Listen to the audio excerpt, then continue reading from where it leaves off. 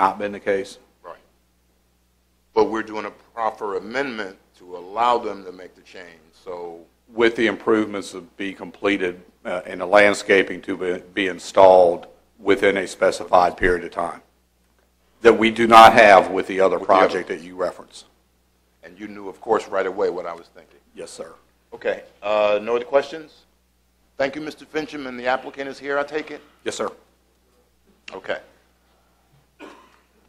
If the applicant, I'm gonna open the public hearing. I'm gonna allow you to have the first comment if you would like, or the last comment. That's up to you.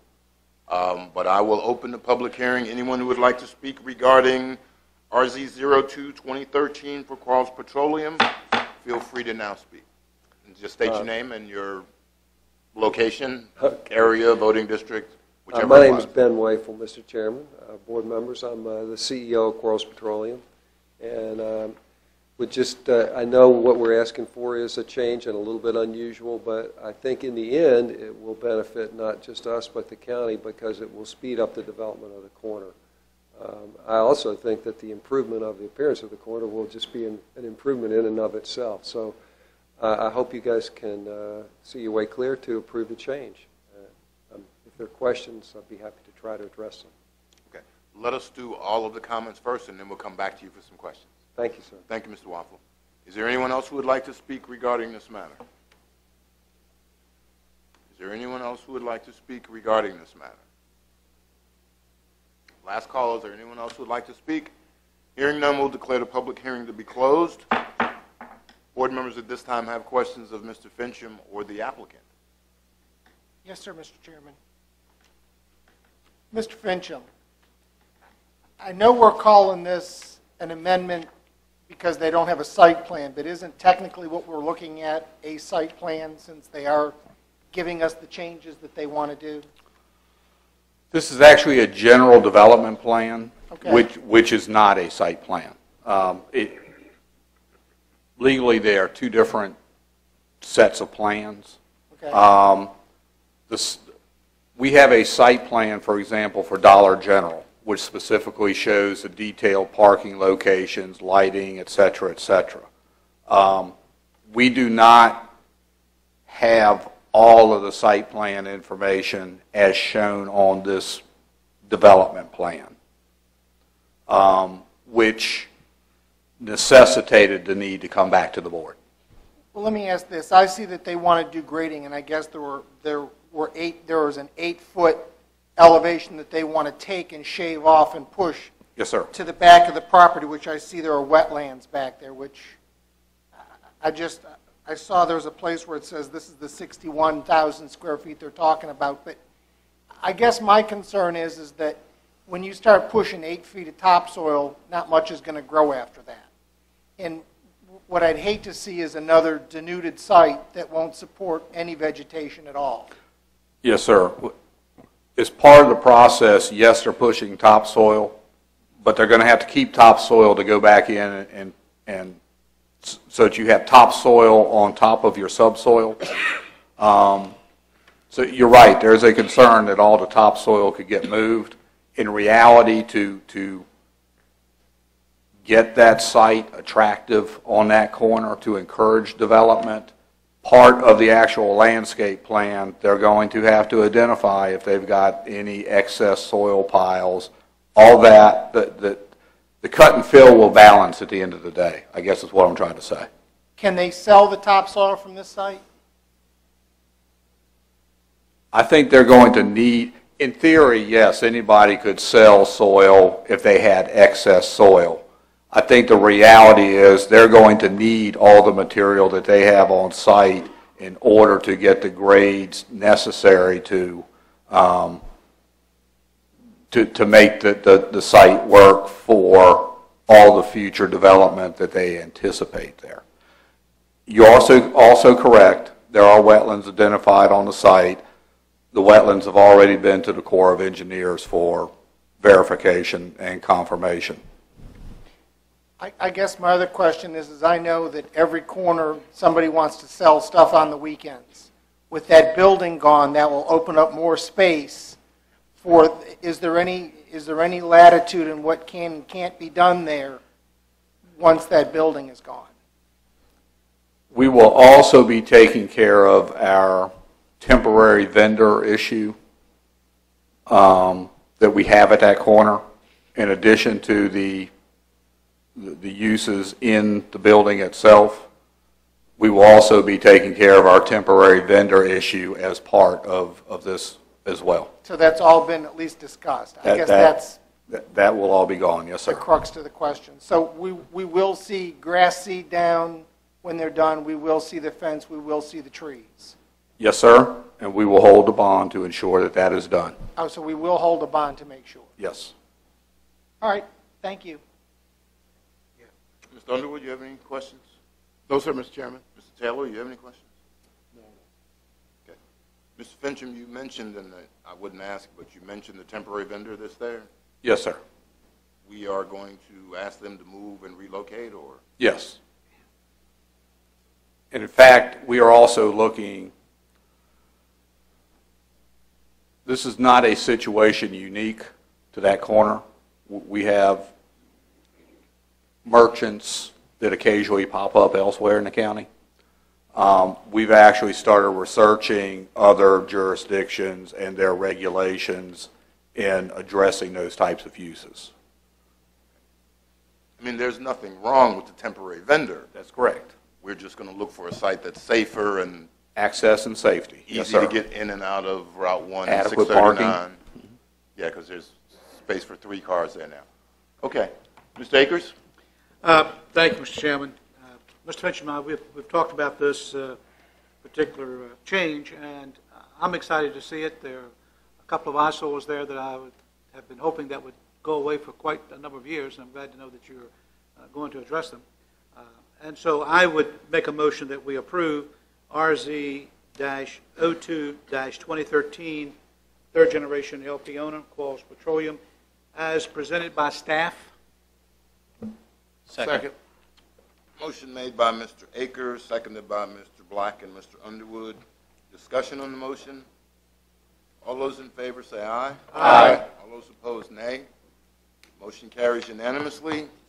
Mr. Emerson, I can do one public hearing for these next three text amendments? Okay. Thank you. Mr. Taylor, would you take care of those for me? We're doing 6, one public hearing. Okay, that takes us to agenda item 6, text amendment 01-2030, an ordinance to amend the zoning ordinance of Caroline County by amending Article 2, Section 2, definitions to add a definition for boarding school, along with text amendment 02-213, an ordinance to amend the zoning ordinance of Caroline County by amending Article 4, Section 5, by adding paragraph 33 to allow a boarding school as a use permitted by special exception in the Rural Preservation Zoning District, and Texas Amendment 03-2013, an ordinance to amend the zoning ordinance of Caroline County by amending Article 15, Section 8, Development Standards, by adding paragraph N to establish development standards for boarding schools. Do board members have questions before the opening of the public hearing? Mr. Black? Mr. Seeley? Mr. Underwood? Mr. Akers? Okay, if there are no questions, I will open the public hearing for the 3 text amendments. Is there anyone wanting to speak in opposition or in favor of text amendment 01, 02, or 03?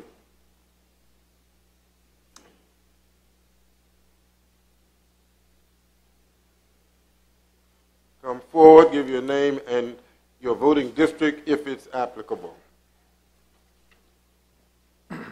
Thank you, Mr. Vice Chairman. My name is Scott Haley. I live in the Bowling Green District. I'm here as a proponent of the text amendments as proposed.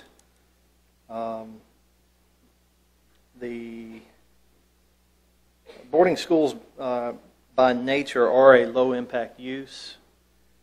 They do provide additional opportunities for education and provide opportunities for employment to local populations. They generate income for local contractors and retail businesses. While all these things are nice and necessary to the economic viability of a locality, the greatest benefit that I see is the sense of community that develops between the administrators, educators, the students, and the local staff who become part of the school. As such, I do encourage the board to approve text amendment 01-2013 as written. Also encourage the board to approve text amendment 02-2013 as written. And I do have a couple of comments on the third text amendment regarding N1, the size of the parcel. I do feel that 85 acres is rather a large number to use for parcel size. If the school can be located on fewer acres, it also serves to preserve the rural nature. So, in other words, instead of encouraging a larger lot size and possibly a larger use of the property, if it can be fit on a smaller parcel, then I feel that that should be encouraged. I've done a brief survey of boarding schools. While typical boarding school size is probably around 80 to 120 acres, there are many, obviously, smaller schools. I do feel that the average is skewed by some larger schools that have 600 or 700 acres, and that kind of skews the size for the rest of them. There are, like I said, there are many boarding schools that are much smaller. A couple local here in Virginia are Stewart Hall, which is actually is on 8 acres of land, and St. Margaret's, which is a little bit less than 50 acres. There's a couple other schools that are comparable in size to these. It really depends on the enrollment, the physical plant requirements, and whether or not they have extensive athletic facilities or not. Many schools do not. They only serve the basic needs of the students, and that's it.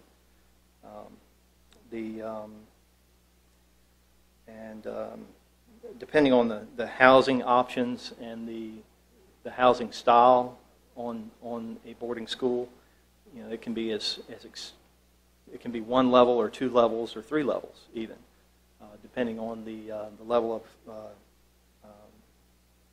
design and the intensity of use. As far as, so I do encourage the board to allow the use and use the special exception process to determine the suitability of each individual applicant, and not just limit the size based to 85 acres. As far as improvements go, as written, it indicates a distance of 250 feet. I feel that this could also be burdensome in a lot of cases. Sir, excuse me.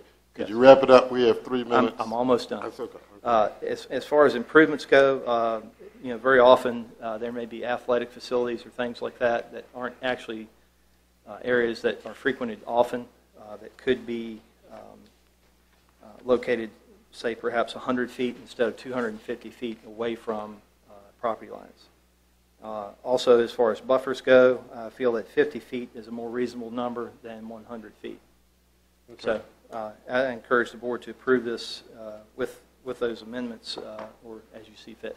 Thank you, sir. And your name again, sir? Scott Haley. And you said you were a proponent of Proponent, this. yes, sir. Okay. In favor. Okay. Right. Thank you. Thank you, sir. All right. Is there anyone else who would like to speak either in favor of or in opposition to this text amendment? Is there anyone who would like to speak either in favor of or in opposition to these text amendments? One final chance. Is there anyone who would like to speak in favor of or in opposition to these text amendments? Seeing no one with the desire to speak, I declare the public hearing now closed. Board members have questions regarding the text amendment. Couple. Okay. Did you, Mr. Black? Okay. Go ahead. Mr. Sealy. Fincham?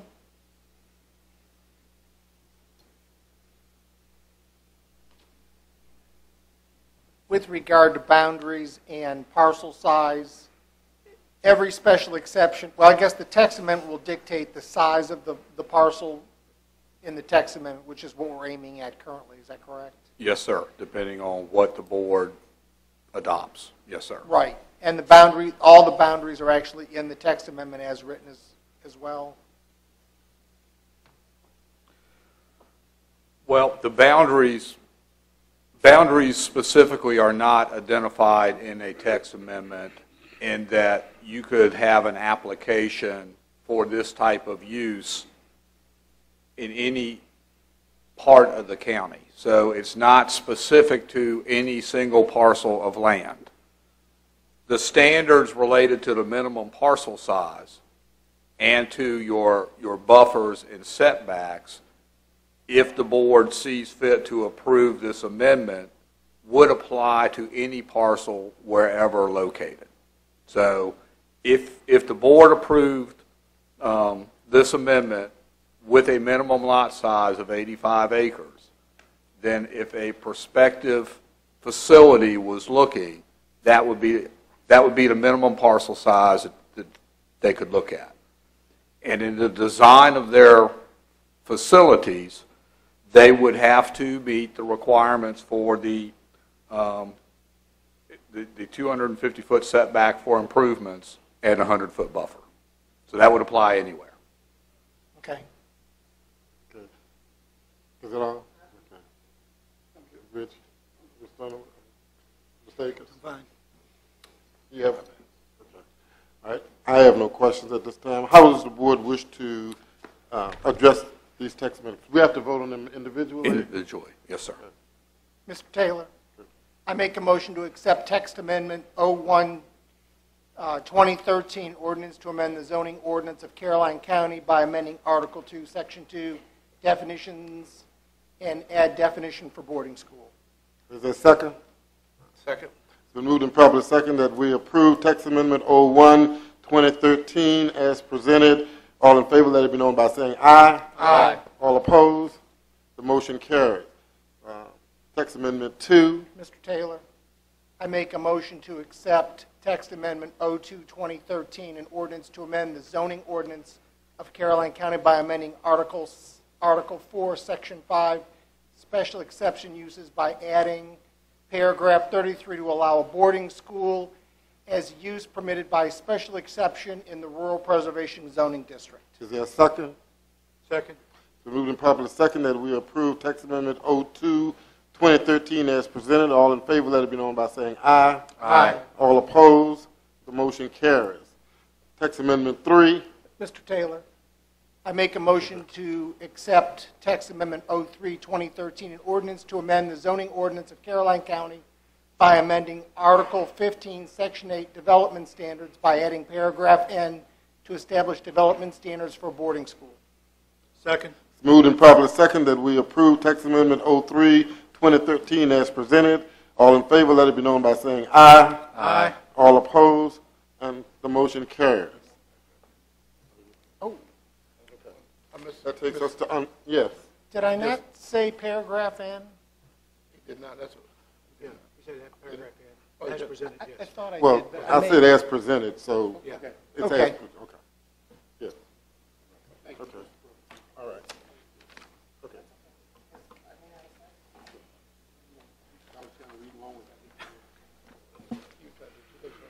Brings us to unfinished business.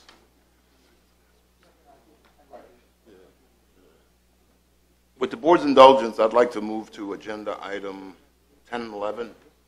I know we've got a lot of folks here that want to talk about the tax rate, and I think the discussions before are going to be a long time. So if there's no problem, we'll move to agenda item 10 and 11, then we'll come back to 7. Item number 10 is the adoption of the tax rates for the calendar year 2013.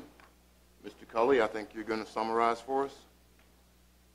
Yes, as you remember from our last work session, we recommended a zero tax increase, so the tax rate for real estate would stay at 72 cents per hundred, and we recommended a 30-cent tax increase on personal property from $350 to $380 per $100 assessed value, and you know we did change the assessed value and showed you that at the work session, you know, how that affected the personal property. Okay. One thing, we're going from personal property tax from $350 to $380.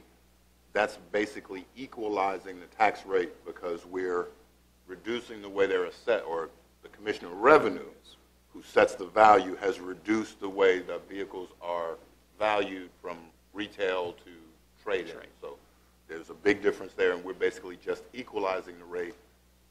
We're not raising the tax rate. We're equalizing the tax rate is really what we're trying to do. Was that it, Mr. Cully? I'm sorry. Yes, sir, that's it. That was it? Are we saying 379 or 380. 380. 380. Discussions? Mr. Black, any questions? Mr. Thomas, my only concern on the 72-cent tax rate, in recent light of other things that we've come across as far as financial news, my concern is this, and I do not enjoy taxes going up as anyone else, but my concern is when we vote for a project, we voted for a project for the Bowling Green School, that you have to raise revenue for that project, because it's just kicking the can down the road. So that's my comment. Thank you. Mr. Seeley? I have none, Mr. Chairman. Mr. Underwood? No comment, Mr. Chairman. Mr. Akers? Mr. Chairman, I guess my major concern is the fact that we are probably as close this year as I can remember in the many years I've served on this board, and being able to fund what the schools have requested. And when I say requested, I'm talking about between the county funds and the state funds put together. And I really do hate to see us lose out on that opportunity of being able to provide to the schools their requested funds. Next year we may not be able to do it. In past years we haven't been able to do it, but this year's $230,000 have basically separated us from what they say they can operate fully with and what we say we're going to give them. $230,000 is 1 penny on the tax rate. And I would hate to see us lose out on the opportunity this year of not meeting what they have requested that we do. Mr. Taylor? Yes, Mr. Chairman. I concur with Mr. Black and Mr. Akers regarding the allocations to the schools. I remember last year we had to cut the schools by $350, which I personally did not want to do. I don't think anybody up here wanted to do it. But we were just in a difficult situation, and we just felt that we could not operate sufficiently without making that cut, along with other cuts that we made. I just see us in a little bit better position this year. Again, I'm certainly not a proponent of taxes, but I am a proponent of children.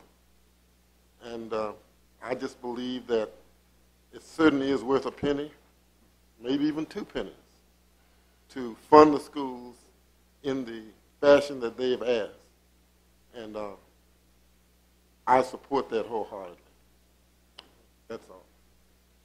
Thank you, Mr. Taylor. I think the actual number for additional revenue for the schools this year is $868,000.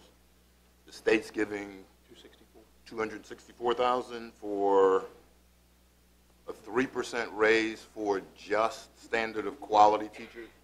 2% for just standard of quality teachers. The county's adding $500 and some $1,000 so that there'll be a net 3% for everybody. That was our intention. We talked back and forth with the school board and had a meeting last week. So I think we're there. And as far as last year, the local funding was reduced $350, but there was more state funding, so they actually got more money than they did before.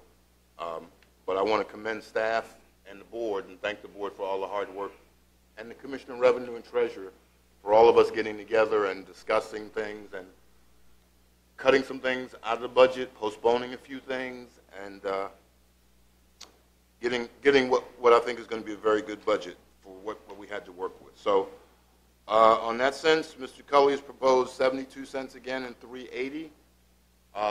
Is there a motion to that effect or a different motion? Mr. Chairman, I would make a motion that we set the tax rate at 73 cents, the real estate tax rate at 73 cents, and all other rates as presented by County Administrator. I'll second that. Discussion? All those in favor say aye. Aye. All those opposed, nay. Nay. Chair of the Tax Division of the House, Mr. Black, how do you vote? Aye. Mr. Seeley? Nay. Mr. Underwood? Nay. Mr. Akers? Aye. Mr. Taylor? Aye. And I vote nay. That motion fails to carry for a majority. Is there another motion? Mr. Chairman, I make a motion that we accept the 72-cent tax rate as proposed by the county administrator and 380 for personal property, as again proposed by the county administrator, and all other tax rate as proposed by the county administrator, with no changes, by the way. Is there a second to that motion? Second, Mr. Chairman. Discussion. All those in favor say aye. Aye. Those opposed, nay. Nay.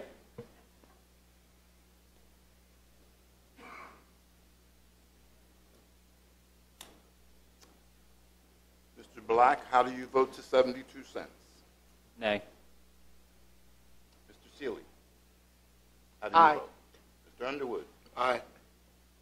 Mr. Akers? Nay. Mr. Taylor? Nay. And I vote aye. At this point in time, that motion fails due to majority. I am going to make a motion. As you know, our rules allow the chair to make a motion. I'm not really happy, but I said I wasn't going to vote for a tax increase. But I motion we make it 72.5 cents. Second. Discussion. All those in favor say aye. Mr. Chairman. Yes, discussion. Mr. Chairman, we raised taxes 2 years in a row at 4 cents each. We taxed the community on personal property tax, which generated additional revenue. We're not giving people back any money this year. What we're doing is we're equalizing the tax rate based on last year's revenue. So that's what we're doing.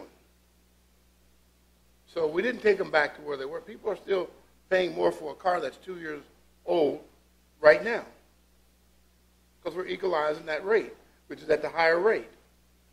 So they are being taxed at a higher rate, and we are generating additional revenue. I don't see how we can sit here and say that we're not raising taxes. We have raised the tax. And I don't think we should burden people with the real estate tax rate this year. We did 2 years in a row. I just don't think we should. I don't think now is the time. People's incomes are not increasing. I agree with you, Mr. Underwood, but I think some point today we have to set the tax rate. I understand, Mr. Chairman. Any other discussion? Mr. Chairman, my concern is, and I voted against the tax increase last year, I'll be the first one to admit it. Okay, my concern is, though, is the reason that we have a $125 million debt in this county is because we have added projects in this county and not been willing to pay for them. If you vote for a project, you've got to pay for the project. Thank you. Mr. Chairman, Mr. Seeley? if the intent of the half cent is to pay for a project, that's one thing that should have been discussed early on. If the intent for the half cent is to now go into another budget and add to it, I think that should have been a discussion had when we had public comment and folks were here to hear why we were doing something, why we organized, we had a number of work sessions, we talked about a tax rate at 72 cents, and I understand the school's need for the 250, and I'll be the first to say I spent 8 years there. This is probably the closest the Board of Supervisors has ever gotten to a budget request the school has made. And I think coming to within